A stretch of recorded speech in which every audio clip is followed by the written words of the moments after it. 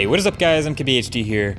A, B, C, D, E, F, G, H, I, J, K, L, M, N, O. We're like halfway through the alphabet already. Google is moving pretty fast. So either way, Android O developer preview is out now. It's been out for a little bit. It's been announced. We have a logo. We don't have a name. It's always a dessert theme. I would guess it's Oreo, but I'm always wrong, so your guess is as good as mine. Either way, it appears to be a pretty incremental update. So it's not this huge, massive overhaul. You would have heard about it already if it was, but there is some new stuff, and we'll go over that. But for the most part, it's a mostly behind-the-scenes update. Stuff you might not have even noticed if you weren't familiar with a previous version of Android. But that doesn't mean there isn't some cool stuff to cover, so this is your top 5 new features of Android O. So number 5 is your lock screen customization. So this actually lies in the System UI Tuner, which is a new feature added with Android Marshmallow, and it's kind of hidden like developer options, but once you unhide it, it holds some pretty cool stuff that I hope sticks around or even graduates from the System UI Tuner into more visible main features. So with lock screen shortcut customization, you know how on your lock screen you have the swipe up from the left to open your voice control or swipe up from the right to get to your camera? This actually lets you change those shortcuts to whatever app you want. So if you have some favorite apps that you launch a lot more often, you can go through literally all the apps on your phone and pick your favorites, and that will swipe up to unlock into whatever app you choose. So that can be pretty useful. If you text a lot or tweet a lot or Snapchat a lot, whatever you pick, those shortcuts will be on the bottom, and I think that's pretty neat. Now, number 4 is what I would call contextually aware text selection dialog. It's a terrible name, but it's way cooler than it actually sounds. So you know how whenever you select any text, just plain text on Android, you get a couple options to copy or cut or paste or select all. Well, now this selector is actually context aware. So if you highlight an address, a Google Maps link will actually appear, and you can hop right into Google Maps just from that selection. So if you have someone texting you a phone number, you highlight that phone number, it gives you a link to call that number immediately. So that's the kind of convenient stuff it's recognizing. I'm hoping it'll also work when I highlight a link. It'll be able to open that up into my web browser, but usually that's just a hyperlink anyway. But either way, pretty cool stuff I'm happy to see. Now, number 3 is a little bit of customization with the navigation buttons down at the bottom. We've seen this built into a couple third-party skins, but this is also in System UI Tuner. So you can now choose between a compact, which puts them all in the middle, or a left-leaning or right-leaning set of buttons. So people with big phones and small hands will find that easier to reach from one side with one-handed use. And then you can also add an extra button or two on the bottom that stay permanently there. So a clipboard button is an example.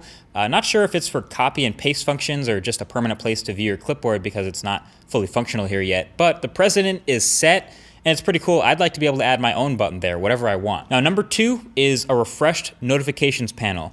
This is a subtle one. It's definitely a visual one, and you'll notice it if you've seen previous versions of Android. The icons up top in the quick settings are now a little bit cleaner. There's some new icons up there too. The thin lines underneath some toggles. But also check out that slick new animation for revealing from the icons as you swipe notifications down. That is pretty hot. And then you have a couple new notification behaviors. Seems like these get a little bit more complex every time, and that would be true, but it's not too crazy this time.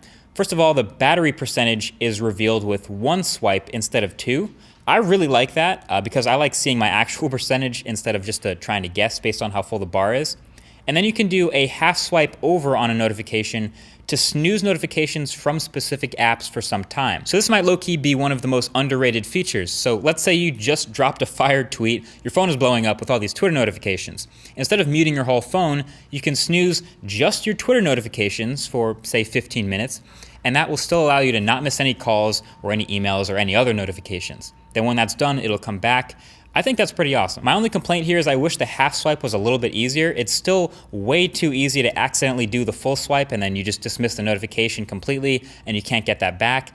I did that a lot, but I still really like the ability to snooze notifications from just a single app. That is really cool to see. Now the last one, number 1, is a whole new settings app. And this one is maybe the only actual big redesign in the entire top 5, is the new settings app is a lot cleaner. It's visually overhauled. I think the old settings apps, and even on other phones besides the Pixel, was starting to get a bit overwhelming with the sidebar and the tons of settings, but now it's a lot simpler looking and it's a much shorter list, and the side-out menu is gone as well. Overall, it's a shorter top-level list, but you can still dive more into the actual settings or just use the search bar just to get to stuff that you know is there. It's black and white now as well. And also some of the pages like the storage information readout look a lot cleaner, plus they give you that big important visual up top that is pretty helpful.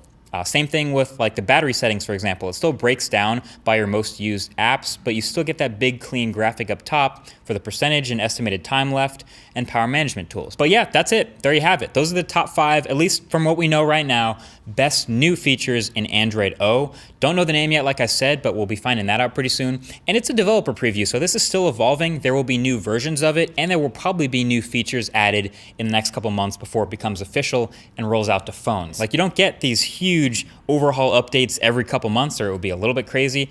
And obviously still most phones don't have the latest version of Android already yet, so this will be rolling out slowly. But from what we've seen, what is your favorite new feature? Let me know. Thank you for watching. Talk to you guys in the next one. Peace.